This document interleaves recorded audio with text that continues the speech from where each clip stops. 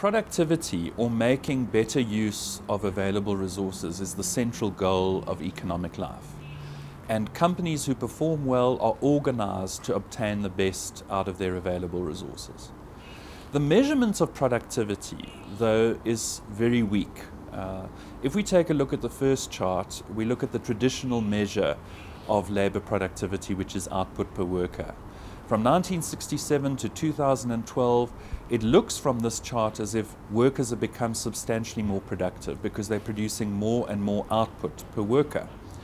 The problem that arises is that workers are actually using better tools, better technologies, machinery and equipment to achieve that productivity.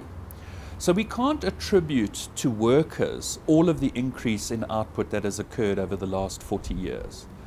Basically, in the next chart, we see output per worker adjusted for the level of capital input in the production process.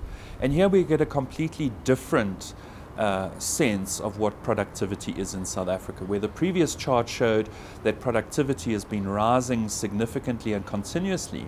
This chart, which is a better measure of productivity, shows that in fact, since the mid-1990s, productivity per worker adjusted for capital use has been declining dramatically.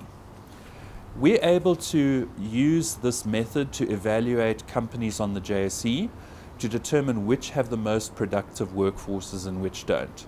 It's very interesting to see that Rand Merchant Bank Holdings has the most productive workforce in the country, and there are some companies in the next chart that have really very unproductive workforces.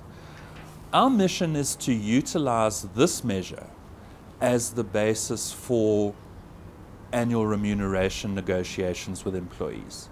Instead of using the cost of living, which has no conceptual basis for wage increases, we recommend that you utilize labor productivity properly measured as we measure it to reward workforces for their productivity alone.